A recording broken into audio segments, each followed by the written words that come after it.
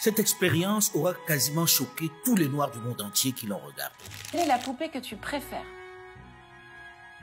Pourquoi? Carquet. Parce que quoi? Carquet c'est mon préféré. Celle-là? Pourquoi? Parce que ma sœur, elle joue que avec ses poupées blanches. Ce serait la blanche moi. Pourquoi? Parce que j'aime bien ses yeux bleus. Quelle est la poupée la moins jolie? Celle-là, Pourquoi? je sais pas. Parce qu'elle est noire. Quelle est la poupée la moins jolie? La noire. Parce que j'aime pas trop le noir. Pourquoi? Parce que tous les enfants de mon école, ils sont blanches. Et moi, quand je serai grande, je mettrai de la crème pour devenir blanche. Chacun aura été blessé, meurtri par les propos, les choix de ces innocents enfants qui manifestent leur tristesse, leur frustration d'être tout simplement noirs. Ces enfants pour qui le blanc est plus beau et le noir vilain, moche. Cette expérience n'est pas nouvelle. On en a réalisé aux États-Unis, en Grande-Bretagne et en France, et pourtant les résultats ne varient pas tellement. Quelques-uns des adultes qui visionnaient ce film ont même manifesté leur colère vis-à-vis de ces innocents enfants qui expriment crûment, le plus naturellement possible, leurs ressentis. Et pourtant, à bien y regarder, le mal est beaucoup plus profond chez les adultes, même s'ils ne l'expriment pas avec autant de sincérité.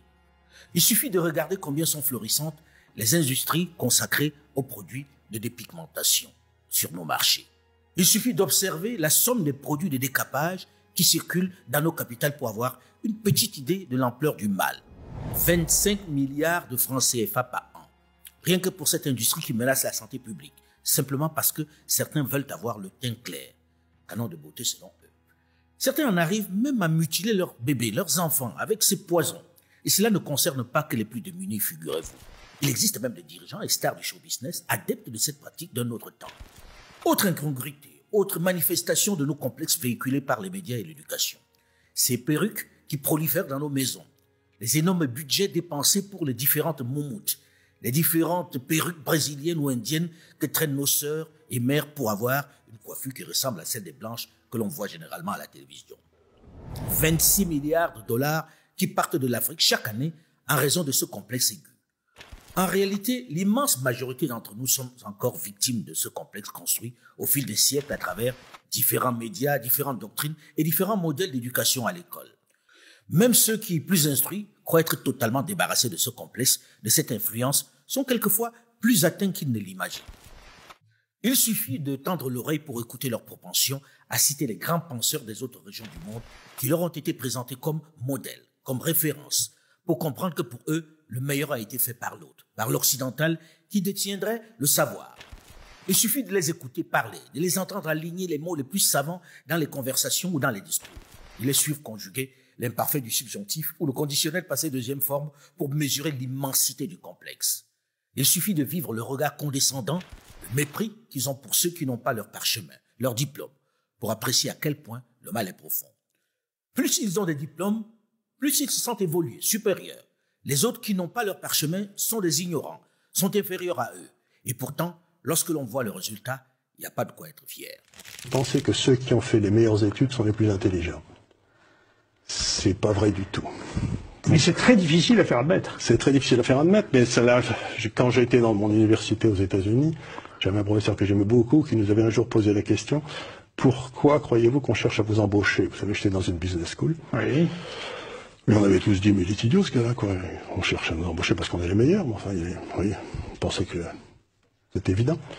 Il nous a dit non, pas du tout. C'est que vous avez suivi des études, j'avais 27, 28, 29 ans, et donc ça montre que vous n'avez aucun caractère. Si vous avez eu le moindre caractère, il y a longtemps que vous auriez créé votre entreprise. Et donc, vous avez montré que vous étiez capable de répéter ce que vous disent les professeurs, et c'est ce qu'on appelle l'intelligence. Mais ça n'a rien à voir avec l'intelligence. Dans la vie de tous les jours. C'est comme les officiers d'état-major, si vous voulez. Gamelin qui a qui a foutu la France en l'air, il était sorti premier de Saint-Cyr. Et premier de l'école de guerre. Ça n'empêche qu'il a foutu la France en l'air.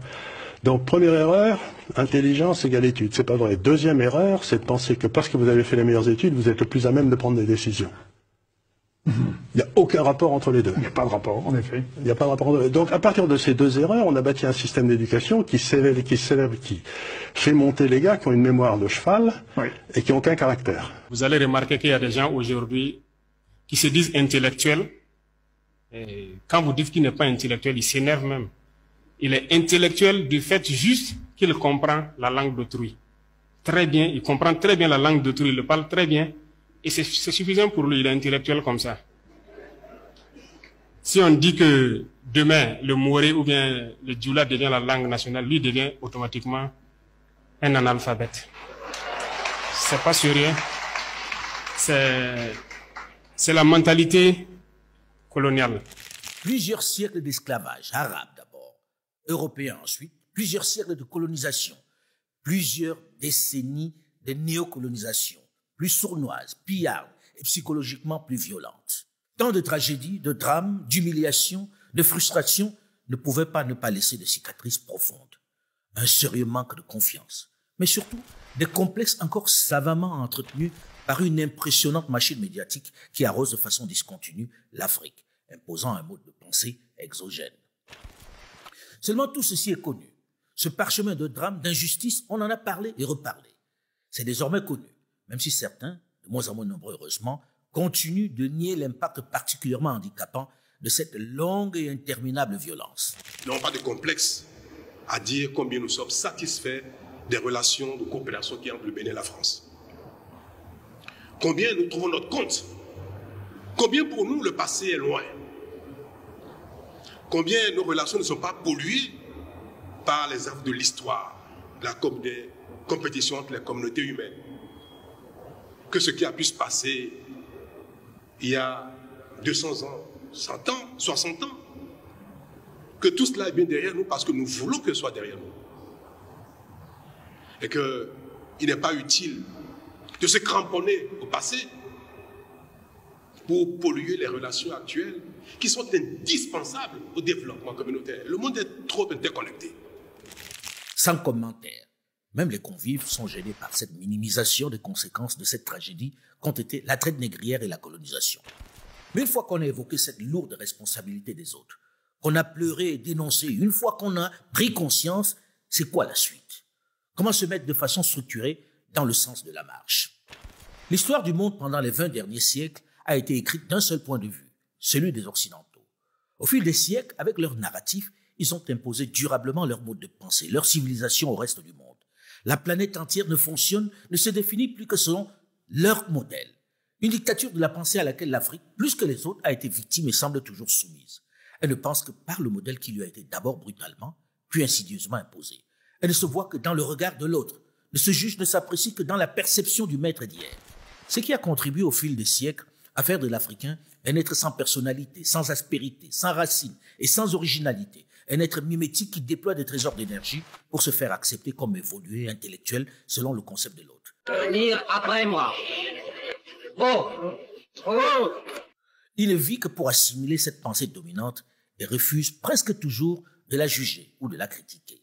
C'est la référence. Face au colonisateur, le colonisé avait fini par ne plus avoir confiance en lui, par ne plus savoir qui il était, par se laisser gagner par la peur de l'autre, par la crainte de l'avenir. Dans ce crime de colonialisme, il y a une originalité que le président Bouteflika a raison de souligner aujourd'hui, c'est l'agression culturelle. Dans la colonisation, la religion locale est devenue une superstition. La culture locale est devenue du folklore. La langue locale a été traitée comme un patois. Et c'est sur ce cimetière culturel que les autres essayent d'imposer leur culture et leur tradition dans les rues des pays colonisés. Les rues portent des noms de personnages qui ne correspondent pas du tout à l'histoire du pays, qui sont incompréhensibles pour les gens du pays. Cette agression culturelle est aussi grave que l'agression contre la personne physique. Solzhenitsyn dit « Les Allemands et les Russes ont récupéré plus facilement après la chute du totalitarisme que les colonisés après la chute de la colonisation. » Et pourquoi? Parce que l'identité culturelle des Russes, l'identité culturelle des Allemands, sous le totalitarisme, n'était pas niée. C'était au contraire exalté, déformé, mais exalté. Tandis que dans les pays coloniaux, c'est l'identité culturelle qui est niée. Il ne s'agit pas simplement des objets. Même des lieux du monde accèdent à l'être dès lors qu'un regard européen s'est posé sur eux. Ce qui fait que nous avons dans nos livres d'histoire des phrases absolument absurdes, mais auxquelles nous ne faisons plus attention. René Caillé découvre Tombouctou. Un regard européen se pose sur l'Afrique et ce lieu se met à exister, à accéder à l'être. Et donc voilà le discours colonial par excellence. L'idée qu'il y a une région du monde, une province du monde, qui est tout naturellement le lieu de l'universel et qui confère l'universalité. Il suffit d'y être pour être universel. Si vous en sortez, vous retournez à votre terroir, à votre particularité. En dehors de quelques questions, toutes les questions que vous m'avez posées reviennent à une seule. Quand est-ce que les Blancs vous reconnaîtront-ils? Parce que la vérité sonne blanche. C'est cela. Mais c'est dangereux ce que vous dites. Parce que si réellement l'égalité intellectuelle est tangible, l'Afrique devrait, sur des thèmes controversés, être capable d'accéder à la vérité par sa propre investigation intellectuelle, se maintenir à cette vérité jusqu'à ce que l'humanité sache que l'Afrique ne sera plus frustrée, que les idéologues perdront leur temps parce qu'ils ont rencontré des intelligences égales qui peuvent leur tenir tête sur le plan de la recherche de la vérité.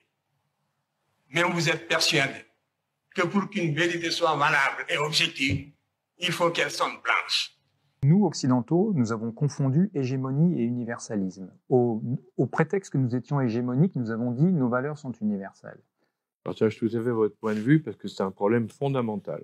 Et donc nous avons une position de surplomb vis-à-vis du monde entier, de l'Afrique en particulier. Sauf que l'Afrique ne l'accepte plus. Et cette position de surplomb, il va falloir l'abandonner. Après le modèle d'éducation à lui imposer à travers les siècles, qui lui fait penser que tout ce qui est bien est ce que son maître d'hier lui a dit, qui l'amène à n'avoir pour référence que les auteurs, les penseurs, les philosophes occidentaux des siècles immémoriaux, qui ignoraient jusqu'à l'existence même de l'Afrique, une autre forme de colonisation de la pensée est entrée jusque dans les chambres, dans les lits. La colonisation de la pensée a trouvé un outil plus efficace, la télévision et plus récemment les réseaux sociaux. Des outils qui 24 heures sur 24, 7 jours sur 7, nous entretiennent, nous proposent une vision du monde, bien pensante, généreuse, humaine, soucieuse du reste de la planète, mais qui masque plutôt mal la pensée dominante. Ainsi, les guerres menées dans les différentes régions du monde le sont au nom des principes louables, alors que l'on sait parfaitement qu'elles sont toujours dans l'intérêt des plus forts, des plus violents. La guerre en Afghanistan, c'était pour chasser les méchants talibans. On y a tous adhéré. Eux ne pouvaient qu'y adhérer puisque les médias nous ont largement montré, largement servi le drame dans lequel vivaient les Afghans.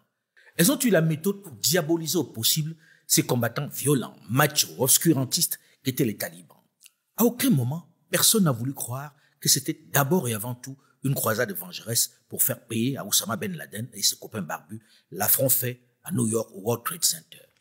Rallied a great coalition, captured, arrested, and rid the world of thousands of terrorists, destroyed Afghanistan's terrorist training camps, saved the people from starvation, and freed a country from brutal oppression. Même si tout le monde était d'accord pour que ce terroriste impitoyable qu'était Oussama Ben Laden paye pour ses crimes commis sur des innocents, il est évident que les États-Unis n'auraient jamais pu faire accepter de façon directe l'idée d'une telle vengeance qui déstabilise toute une région du monde. La loi du talion, œil pour œil, dent pour dent, n'aurait pas été admise par la planète.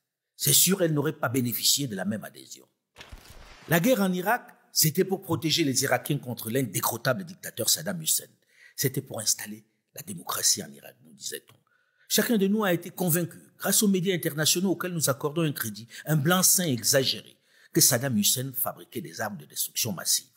Nous avons avalé tous les mensonges que nous servaient les puissants médias internationaux, manipulés par les grands dirigeants du monde. Des manipulations grotesques auxquelles nous accordions du crédit. Less than a teaspoon of dry anthrax, a little bit about this amount. This is just about the amount of a teaspoon. Less than a teaspoonful of dry anthrax in an envelope shut down the United States Senate in the fall of 2001. This forced several hundred people to undergo emergency medical treatment and killed 2 postal workers, just from an amount just about this quantity that was inside of an envelope. Iraq declared 8,500 liters of anthrax, but UNSCOM estimates that Saddam Hussein could have produced 25,000 liters. This was a typical American show, complete with stunts and special effects. How did you feel? I felt terrible. I understood the consequences of that failure, and as I've said on many occasions, I deeply regret that the information, some of the information, not all of it, some of the information I presented, which was multi-source, was wrong. And it is a blot on my record. But, you know, there's nothing I can do to change that blot. C'était un grossier mensonge. Inconsciemment, nous avons été des acteurs, des complices passifs de la destruction de l'Irak. Pire, nous avons assisté en mondovision, confortablement installés dans nos salons, à la destruction de ce pays du Golfe et à l'assassinat programmé de son dirigeant. Biggest regret of all the presidency has to have been the intelligence failure in Iraq. A lot of people put their reputations on the line and said, you know, the weapons of mass destruction is a reason to remove Saddam Hussein. It wasn't just people in my administration, and you know, that's not a do-over. But I wish the intelligence had been different, I guess. Bush a menti effectivement avant la guerre, pendant la guerre et maintenant aussi. Il prétend qu'il a été trompé par les services de renseignement. En réalité, il y a toute une série de témoignages qui disent qu'ils ont obligé à déposer de faux rapports avec des chantages, avec des pressions, avec des déformations. Bush voulait cette guerre qui avait été décidée depuis longtemps pour contrôler les pétroles et il a obligé les services de renseignement à déposer de faux rapports. Il n'est pas rare que la propagande serve à convaincre les gens de soutenir certaines décisions. Ce qui est plus inhabituel, c'est de se faire prendre si rapidement. Saddam Hussein and his regime are busy doing all they possibly can to ensure that inspectors succeed in finding absolutely nothing. They didn't have any evidence. Those who choose to live in denial may eventually be forced to live in fear. The decision has been made. We're going to invade. La nuit du 26 février, 41 jours après le début de la guerre, les avions et les hélicoptères américains attaquent des milliers d'Irakiens, civils et soldats, en fuite vers le Koweït. Le bombardement commence à minuit et dure des heures. Il n'y aura pas de rescapés. Le lendemain, les poules de reporters filment 80 km de route, jonchées de milliers de carcasses de voitures, de bus, de camions et d'une poignée de tanks. Les cadavres ne seront jamais dénombrés. Et que va nous montrer la télévision américaine ? Tout au long de cette route, il y a des signes qui montrent que l'armée irakienne se retirait dans la panique. Plusieurs tanks ont été abandonnés pendant que les soldats prenaient la fuite vers la ville.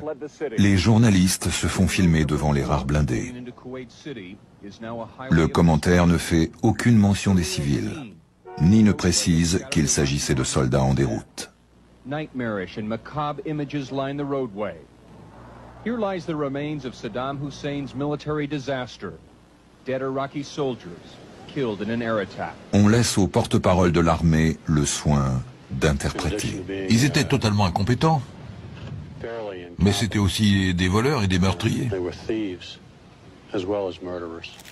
La presse et les manipulations qu'elle servait nous ont amenés à être les spectateurs et complices passifs des sombres desseins des grandes puissances. Les auteurs de ce crime odieux, qui l'ont fait pour des raisons qui n'ont rien à voir avec l'instauration de la démocratie, qui l'ont fait pour la maîtrise du pétrole irakien notamment, ces dirigeants continuent de courir. Même si quelquefois, le bon Dieu les oblige inconsciemment à dire malgré eux les crimes qu'ils ont commis. And the decision of one man to launch a wholly unjustified and brutal invasion of Iraq. I mean, of Ukraine. Iraq, too. Anyway.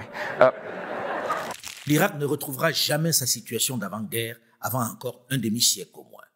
Pourtant, les Américains sont repartis fièrement dans leur pays, satisfaits de leur opération. The game is over. Et le monde entier s'est tu et continue de célébrer ceux qui ont initié ce chaos. Ils ont mis le cap sur une autre direction, l'Ukraine. En Libye aussi, les Français et les Anglais nous ont convaincus qu'ils venaient sauver les pauvres Libyens de la dictature de la cruauté d'un homme. Ils ont déployé les grands moyens pour, disaient-ils, installer la démocratie en Libye. Devant nos téléviseurs, nous les avons soutenus dans leur projet macabre, l'assassinat de Muammar Kadhafi. Now, when this problem of Libya started, the African Union, with our chairman who is here now, this gentleman here, they formed a committee of a few of us. I think we were 6. I was one of them. The whole of the African Union gave that committee a mandate to look for a solution for the Libyan problem. Now, on one occasion, I didn't go that time. They entered a plane in Nouakchott in his place. They were going to Libya to mediate. And they were told by NATO to go back. Yes. Said, you go back. African presidents on an African mission over African soil were ordered by NATO to go back. That NATO has not allowed them to land in Libya. Now, we call this in Swahili, dharau. Contempt. This is contempt. Now, these fellows didn't listen to us. They continued. They killed Gaddafi. Now Libya is in tatters. Up to today.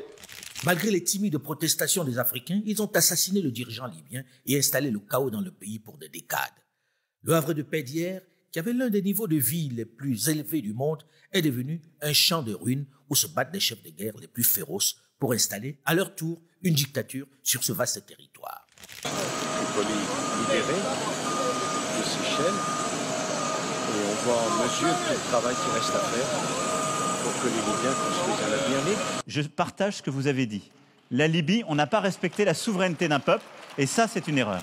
Les Saint-Justes d'hier, qui fanfaronnaient sur les chaînes internationales après le meurtre froid du guide libyen, ont tous disparu. Mais personne, dans le même temps, ne demande les sanctions contre eux. Pas même les médias, qui, très discrètement, reconnaissent qu'elles ont été manipulées. Le pire, c'est de se durcir, de camper sur sa position, d'être convaincu qu'on a raison. Beaucoup des erreurs que nous avons commises dans cette région depuis 2013 sont dues à l'incapacité à ouvrir les yeux et ouvrir les oreilles sur des réalités que nous comprenions mal. Évidemment, les Africains craintifs, fatalistes, résignés, soumis, se taisent et n'osent pas engager de poursuites contre ces vendeurs de mort. Plus grave, cette mission vengeresse de l'ancien président français Nicolas Sarkozy contre Muammar Kadhafi a eu des conséquences graves dans toute une région, un vrai tremblement de terre, avec des répercussions inestimables, puisqu'elle a totalement déstabilisé le Sahel, offrant un champ de bataille, un vaste terrain de jeu à des terroristes de tout poil, dont certains qui étaient partis d'Afghanistan sous la pression des Américains. C'est l'existence même de certains pays qui est désormais menacée par cette folie d'un homme. Si c'est maintenant connu, si cette responsabilité de quelques dirigeants du Nord dans le chaos qui règne aujourd'hui dans le Sahel est timidement évoquée dans la presse du Nord, on peut encore s'étonner de son attitude, de sa couverture, de la lecture qu'elle fait de la situation dans le Sahel. Le camp occidental a donné un bien piètre exemple tout au long des 20 dernières années. Ne l'oublions pas. La guerre d'Afghanistan, la guerre d'Irak, la guerre de Libye, les guerres du Sahel, et tout cela pour quel résultat? Je n'ai pas beaucoup lu ou écouté la presse internationale évoquer la responsabilité de la France et de la Grande-Bretagne dans la situation au Mali. Je n'ai pas entendu dire qu'il était logique que la France et ses alliés qui ont créé ce chaos avaient l'obligation d'éteindre le feu qu'ils ont allumé. En revanche, j'ai beaucoup entendu mes confrères saluer l'action salvatrice de Paris qui a aussitôt volé au secours du Mali qui risquait d'être colonisé par la horde de terroristes venus du désert. Nous avons été à la demande du Burkina Faso, du Mali, du Niger sur leur sol pour mener cette guerre. Et Barkhane, cette opération militaire, est un succès. Parce que sans celle-ci, la plupart de ces pays auraient déjà été pris par des califats territoriaux et des djihadistes. Tous continuent de saluer le rôle de l'Union européenne de Paris dans le Sahel. Tous évoquent leur action, leur sacrifice dans cette zone où ils ont perdu des soldats. Tous tirent à boulet rouge sur les juntes ingrates qui ont arraché le pouvoir sans leur autorisation et qui ne leur obéissent pas comme le faisaient leurs aînés et qui leur manifestent parfois une certaine animosité. Des jeunes qui, fatigués d'attendre des résultats de leur engagement, leur ont demandé de partir. J'ai attendu que certains confrères du Nord intellectuellement honnêtes sortent du convenu pour leur rappeler les raisons qui ont installé ce chaos dans le Sahel sans succès. J'attends toujours. Personne n'ose évoquer les causes du mal. Tout se concentre sur les conséquences. Les putschistes qui prennent le pouvoir, c'est plus commode. Ils se font même l'écho des sanctions vengeresses, iniques, qui frappent les populations en estimant que c'est justifié. On punit les populations comme ici au Niger, pendant que l'on regarde silencieux complices les autres. C'est ça la dictature de la pensée. Et plus vicieux, on nous a offert un os à ronger, un nouveau coupable, les Russes, qui manipuleraient, qui seraient les nouveaux colonisateurs avec leur Wagner. La Russie est l'une des dernières puissances impériales coloniales. Elle décide d'envahir un pays voisin pour y défendre ses intérêts. C'est ça la réalité. Quand vous les voyez poindre leur tête chez vous, n'y voyez pas autre chose, même s'ils vous tiennent le discours inverse. Personne n'a mentionné devant une telle ineptie que c'est un peu l'hôpital qui se moque de la charité, là. La colonisation, on la connaît. Et nous n'avons guère envie d'échanger un maître pour un autre, rassurez-vous. Ça doit être dit. La dictature de la pensée est telle que nous la consommons au quotidien. Les grandes éditions des journaux ne suffisent plus. On y a rajouté les chaînes d'infos en continu, les médias en ligne, les réseaux sociaux, d'extraordinaires outils de conditionnement mental. Et notre pays est souvent attaqué. Et il est attaqué dans les opinions publiques, par les réseaux sociaux et des manipulations. Le continent africain en est le meilleur laboratoire. Et je pense que collectivement, nous devons être beaucoup plus réactifs, beaucoup plus mobilisés sur les réseaux sociaux, travailler avec des alliés, des partenaires de la France dans les opinions publiques, pas simplement pour contrecarrer, évidemment, ces fausses informations, mais pour pouvoir les stopper de manière très claire au plus vite et porter la valorisation de nos propres actions. Difficile de ne pas être influencé par un tel arsenal qui désormais cible de façon précise et personnalisée. Ainsi, autre exemple patent, sans être particulièrement affecté par cette pathologie qui fait moins de morts que le paludisme, l'Afrique a fait comme le reste du monde en 2020, face au Covid-19, en essayant de se confiner. Pourtant, la plupart des dirigeants étaient conscients du fait que non seulement c'était irréalisable dans le contexte local, mais qu'en plus, les conséquences seraient plus létales que la Covid-19 elle-même. Mais il fallait faire comme les autres, puisque, par les médias, on avait conditionné les populations pour qu'elles adhèrent à la solution occidentale, pour qu'elles pensent que c'est la plus grosse urgence, la plus grosse menace. Alors, sous la pression de ce que l'on appelle la communauté internationale, on ne sait pas qui c'est, mais en réalité c'est l'Occident, on a arrêté tout pour essayer de se confiner et se procurer frénétiquement comme eux les vaccins. C'était selon eux la seule attitude à adopter. Ils nous avaient prédit l'apocalypse dans les villes africaines où l'on ramasserait les cadavres qui joncheraient les rues. Et du jour au lendemain, sans aucune réelle raison logique, la Covid-19 est passée au second plan. On nous a servi un nouvel os à ronger pour tourner la page de ce fiasco planétaire. Une nouvelle urgence. Curieusement, l'Ukraine est venue déplacer les priorités. Il fallait convaincre le monde que son avenir se jouait de ce côté-là. C'est devenu le principal souci de la planète. Une priorité grossièrement imposée par les grandes puissances et soutenue, largement relayée par les médias internationaux. Exit la Covid-19. Place à Zelensky, menacé par le méchant Vladimir Poutine. Et là encore, personne ne doit remettre en cause la version des grandes nations de l'OTAN. Non. Ils sont les saints justes qui déploient des moyens colossaux, qui ont dégainé leur chéquier, qui se sacrifient pour la démocratie, pour la liberté, pour le droit international. Un principe pour lequel ils ne sauraient transiger. Avec elle, la presse internationale, avec ses spécialistes, ses analystes, ses éditorialistes, ses psychanalystes qui voient dans Poutine un fou dangereux, qui érige Zelensky en rempart de la démocratie. Ceux qui osent aller contre ce consensus, cette lecture, sont des antidémocrates. Et les dirigeants qui n'ont pas voté aux Nations Unies pour les sanctions contre la Russie doivent en payer le prix. On n'éprouve pas de gêne au sein de ce qui est censé être l'un des temples de la liberté, la Chambre des représentants et du Sénat américain, pour initier une loi, un texte, pour punir les récalcitrants. Et cela ne semble choquer personne. Nous avons vécu au rythme des bombardements, des contre-offensives, des armes les plus sophistiquées qui devaient permettre à l'Ukraine de gagner la guerre. Chaque mois devait être celui de la victoire de l'Ukraine, avec des généraux très pointus et très soignés dans leurs costumes civils qui nous mentaient avec aplomb sur ce qui se passe sur le terrain et qui n'éprouvaient aucune gêne à en rajouter malgré les démentis qui venaient d'Ukraine. La guerre n'est toujours pas gagnée. Ils sont de plus en plus nombreux à reconnaître en sourdine la défaite de l'Ukraine et la probable victoire de la Russie. Je n'entends personne dénoncer le fait que les Occidentaux, les grands chefs de l'OTAN, ont poussé Zelensky à accepter la destruction de son pays. Et la folle opération du Hamas en Israël est venue offrir un nouveau centre d'intérêt et repousser l'Ukraine en ruine au second plan. Désormais, c'est devenu la priorité, l'info dont il faut parler. Surtout ne pas sortir de la version occidentale. Là, on ne se gêne même pas pour afficher son soutien à l'allié israélien. Gare à celui qui ose prendre une position contraire. La machine médiatique se charge de l'écraser, de le broyer, malgré des ratés parfois comiques. Qui qu'il soit. L'ancien Premier ministre de Jacques Chirac, Dominique de Villepin, a fait les frais de cet alignement de la presse que l'on dit neutre. On a là un exemple patent de la dictature des médias de la pensée. Et l'Afrique n'y a pas échappé, puisque nous avons même assisté sur les médias continentaux au même type d'affrontement sur des questions qui, en réalité, ne nous concernent pas. Avec des confrères qui très souvent se faisaient tout simplement des relais du traitement de médias du Nord. Sans recul, le sujet est devenu une priorité. Un peu comme si on était concerné au même titre par ce sujet si lointain. Comme disait Jacques Chirac, j'avoue que cette histoire m'en touche une sans faire bouger l'autre. Je n'ai pas souvent vu les nations de cette région faire de nos soucis leur une.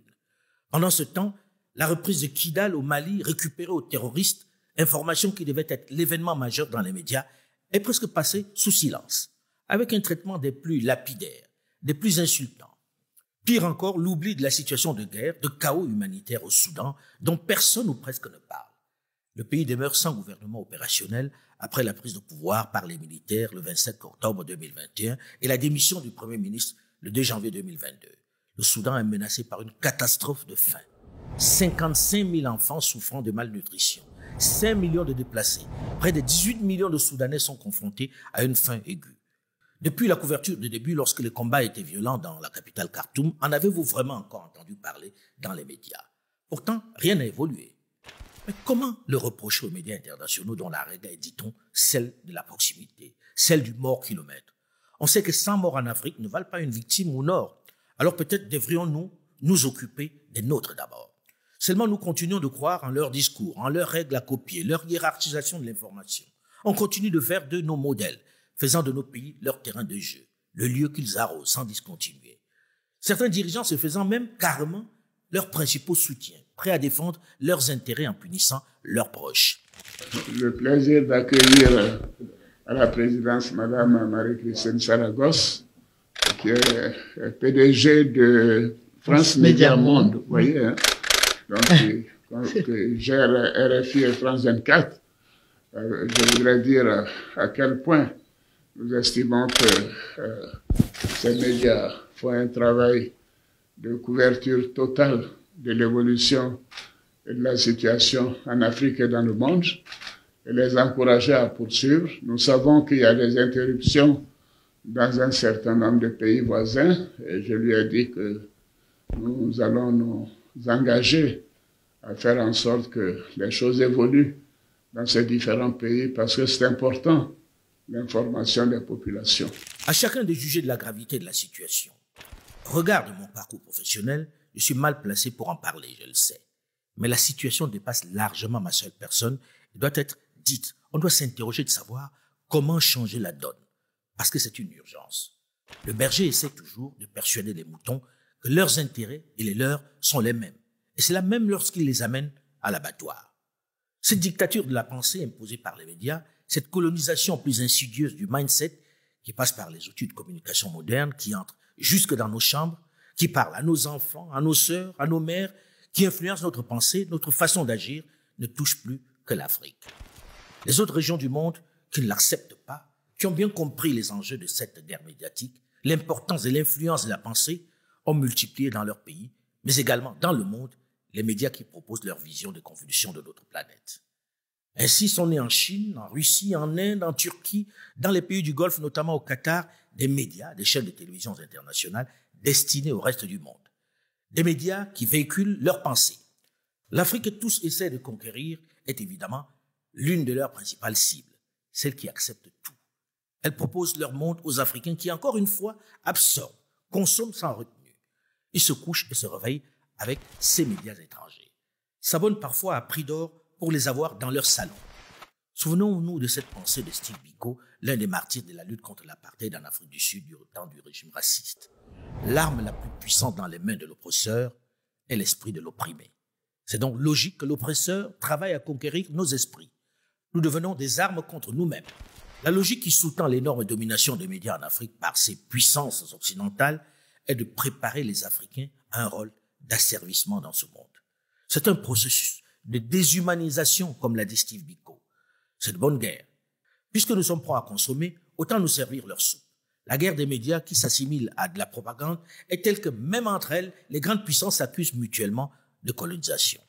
Je constate que la Russie, à travers le monde, est l'un des pays qui, avec le plus de force, utilise des instruments de propagande, usant d'ailleurs de nos règles démocratiques, en faisant croire que ce sont des confrères à vous, développant des chaînes de télévision. Mais Russia Today, Sputnik ne sont pas des chaînes de télévision avec des journalistes libres qui parlent d'une information libre et ouverte.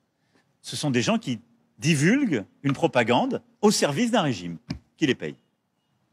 Ils utilisent cela pour mener leur guerre, diviser les opinions publiques et pousser leur avantage. Chacun voit midi à sa porte, n'est-ce pas?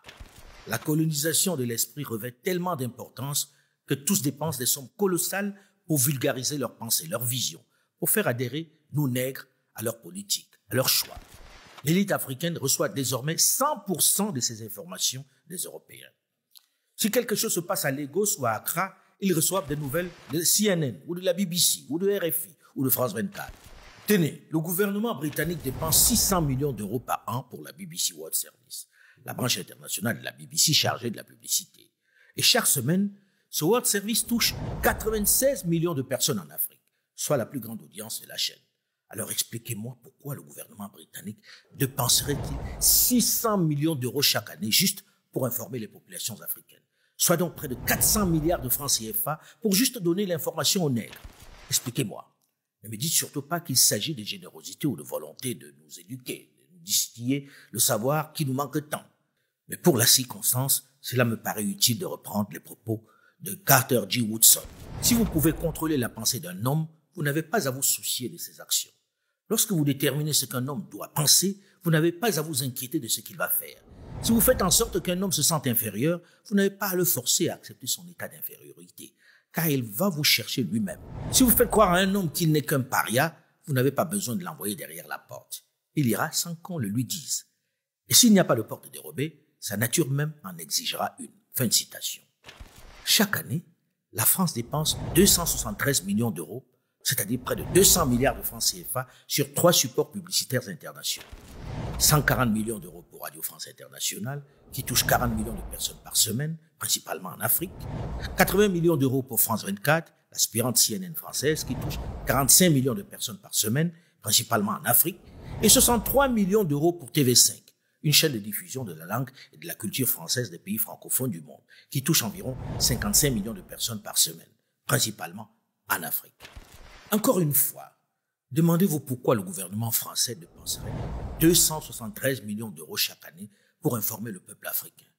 Pourquoi dépenserait-elle, malgré sa dette colossale, une telle somme, rien que pour apporter de l'information aux nègres? Quel intérêt, sinon de coloniser les esprits? Et les propos du président Macron, qui instruit son ministre de mieux les utiliser. Sa volonté d'en créer un autre digital, celui-là, pour mieux passer le discours de la France, a fini de convaincre les jeunes de l'objectif, de la raison réelle de ces médias. Nous devons beaucoup mieux utiliser le réseau France Média Monde, qui est absolument clé, qui doit être une force pour nous. Et je pense que nous avons collectivement à repenser notre grammaire commune. C'est de bonne guerre. Et c'est nous qui sommes encore suffisamment candides et parfois naïfs qui nous en offusquons. Le rôle de la diplomatie d'un État est d'abord la conquête. Et les outils sont multiples, les plus puissants et les plus efficaces étant les médias qui touchent directement le cerveau, la pensée, la réflexion. C'est pourquoi tout le monde se livre à cette pratique. La Chine, depuis ces 15 dernières années, dépense plus d'1 milliard de dollars, c'est-à-dire plus de 600 milliards de francs CFA par an pour créer et installer de façon forte le réseau de chaînes de télévision CCTV en anglais et en français et en mandarin qui arrose le continent tout entier. Elle y propose sa vision de notre monde. Il présente sa culture. Ne me dis surtout pas qu'il s'agit d'un soudain amour pour l'Afrique. Résultat, ils sont des millions de jeunes Africains à choisir ce pays, connu essentiellement à travers la télévision, pour poursuivre leurs études malgré la xénophobie, la haine dont ils sont victimes là-bas. La Russie, qui a de nouveau des velléités expansionnistes sur l'Afrique, source de matières premières, dépense par an plus de 350 millions d'euros, c'est-à-dire près de 230 milliards de francs CFA pour distiller sa version de l'actualité et sa perception du monde. La monarchie du Qatar avec Al Jazeera, dépense par an 50 millions de dollars pour véhiculer sa pensée à travers le monde. Ce média a définitivement placé le Qatar, petit émirat pétrolier, sur la carte du monde. Le monde entier est attentif à ce qu'elle distille comme pensée. En réalité, la guerre la plus violente, celle qui se livre dans le cadre apparemment feutré et calme de nos maisons, est celle de l'information, celle que proposent les médias étrangers auxquels nous nous sommes soumis. Elle est violente parce qu'elle nous impose à nous, à nos enfants, à nos frères et sœurs, une façon de penser, une façon de consommer, une façon de nous comporter. Elle est celle qui nous amène à nous détester, à manquer de self-esteem. Elle est celle qui nous a convaincus que nous n'avions pas d'histoire, que nous n'avions pas de pensée élaborée à proposer. Elle est celle qui, malgré le départ physique du colon, du maître d'hier, le fait continuer de trôner dans notre salon, dans nos chambres, dans nos réunions de famille, dans nos chefferies traditionnelles. C'est d'abord contre elle que nous devons nous protéger notre jeunesse. Parce que le moyen le plus efficace de détruire les gens est de nier et de détruire leur propre compréhension de leur histoire. Et ces moyens déguisés pour informer et amuser le peuple africain n'ont qu'un seul agenda: corrompre notre compréhension de nous-mêmes, de notre réalité et du monde, en implantant dans l'esprit de nos jeunes des idées et des concepts qui nous amènent finalement à croire que le meilleur, c'est ce que propose l'autre. Les mots sont des blocs de construction de la réalité. La réalité appartient à celui qui fabrique les blocs. Pour reprendre les propos de Marimba Annie, votre culture est votre système immunitaire. Une fois qu'on vous l'a enlevé, vous êtes sans défense, vulnérable. C'est pourquoi les ennemis de l'Afrique investissent autant dans la destruction de votre système immunitaire. Tout pays qui n'imprime pas son propre dictionnaire est colonisé ou le sera bientôt. La réponse est simple. Il y a une guerre dans votre esprit. Une fois ce constat implacable fait, c'est quoi la réponse? Okay, we do everything to keep sub-Saharan Africa where it is, also impoverished. It's absolutely vital for the prosperity of everyone else. So let's get clear about that. Okay, and this means all the economic structures, all the global institutions, and the economics we teach everyone is all designed to keep Africa exactly where it is. And whether it is Europe or US or now China, it's always the same. We need Africa to be impoverished because we need those raw materials and we need them dirt cheap. Okay, so that's the message. It doesn't mean to say that there's nothing Africans can do. Of course there is. Okay, because if Africa does do something different, I assure you, living standards of all those in Europe and North America and Asia is going to fall. Okay? And that is a big price to pay. I assure you that the West is not going to allow that without a big fight. On sait que les autres sont logiquement et naturellement dans la défense de leurs intérêts. Ils sont dans la conquête. Comment nous en prémunir et même partir à notre tour à la conquête du monde? C'est le moment de sortir de notre torpeur, de notre politesse, de notre candeur, de notre léthargie pour faire valoir notre point de vue, pour afficher notre humanité. N'avons-nous rien à raconter? N'avons-nous pas une opinion à faire valoir? N'avons-nous pas une perception du monde qui vaille la peine d'être connue? Dans ce rendez-vous du donner et du recevoir, sommes-nous juste faits pour recevoir? Devons-nous continuer à laisser coloniser l'esprit de nos enfants? Si pour ma génération et celle de mes aînés, il est malheureusement trop tard pour changer, il est beaucoup trop tard pour update notre logiciel, pour nous délivrer de cette emprise qui veut que notre culture passe par les outils des autres, n'avons-nous pas l'obligation aujourd'hui de corriger cette dépendance? Internet, les réseaux sociaux sont une formidable opportunité pour une jeunesse mieux formée, plus connectée, moins complexée pour véhiculer sa pensée, pour se faire entendre. Internet est le véhicule de masse qui vient combler le manque de moyens dont souffre le continent pour créer ces grands médias mainstream. C'est donc le moment de se débarrasser de cette domination en créant sur le continent nos propres médias. Des médias crédibles, qui se font l'écho de notre pensée. C'est le moment de vaincre le complexe et oser aller à contre-courant. Oh oui, je sais qu'ils sont nombreux, les terroristes du clavier, dont la seule passion est de critiquer, d'insulter, de dégommer tout ce qu'ils lisent ou écoutent. Des acteurs des réseaux sociaux pas très courageux, cachés derrière des pseudos qui ne proposent rien et qui n'ont pour seule activité dissimuler derrière leur clavier que de distiller leur poison de frustration, de salir, de diffamer. On se demande parfois qui ils servent. Mais tout ceci ne doit pas vous décourager.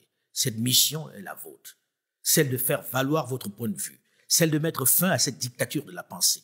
Cela mérite bien quelques sacrifices, non? Moi, j'essaie de jouer ma partition à travers AFO, le média entièrement digital qui démarrera dans quelques semaines, mais également dans Mansa, que vous avez découvert et qui poursuit sa réflexion pour repenser l'Afrique. AFO est ma contribution. Celle faite avec des jeunes qui ont décidé, malgré l'adversité, de mouiller le maillot, comme on dit chez moi au Cameroun, de donner notre version de la chasse. Seulement, un média ne suffit pas pour mener ce combat. Il faut en créer des dizaines, voire des centaines pour faire valoir votre point de vue, pour véhiculer la pensée africaine, pour faire vivre nos rites, nos traditions, nos cultures, notre civilisation. Dans le même temps, nous devons attirer l'attention de nos dirigeants sur l'urgence du narratif africain. Cela ne se fait pas contre quelqu'un, mais pour nous-mêmes. Les gouvernements africains doivent prendre des mesures fortes pour restreindre l'émission de propagande étrangère sur leur territoire. Ce n'est pas le temps de la détestation consommatrice d'énergie. C'est le temps de la construction, de la réflexion, des propositions. Si nous sommes le berceau de l'humanité, nous devons retrouver notre place de leader par la force de notre cerveau. Nous connaissons les autres. Le temps de se connaître soi-même est venu. Et cela donnera un avantage qualitatif certain pour prendre notre place de leader. C'est à vous, jeunes, de prendre la main.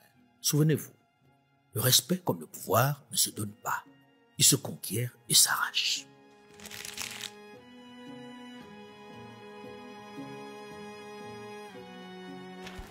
Je voudrais vous remercier pour votre fidélité à ma chaîne YouTube qui compte de plus en plus d'abonnés.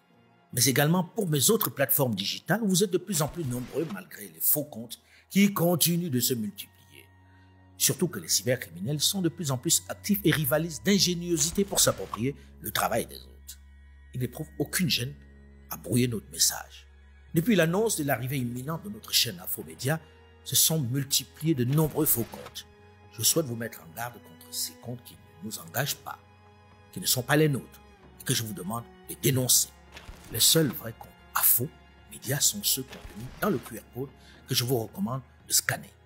Cette fois-ci, plus de réelles raisons de vous laisser avoir, puisque comme vous l'avez certainement remarqué, le long de cette chronique, nous vous proposons un QR code à scanner pour être sûr d'être sur notre plateforme, la vraie. Elle vous évite, du moins pour l'instant, de continuer de subir les assauts de cybercriminels qui usurpent mon identité à d'autres fins. Je vous prie donc de scanner ce QR code si vous ne l'avez pas encore fait. Il vous conduit directement à tous mes comptes, LinkedIn, Facebook, TikTok, Instagram et X. En le scannant, vous êtes cette fois-ci certain d'être sur les bons comptes. Celui qui vous propose le narratif africain sans complaisance, mais sans condescendance.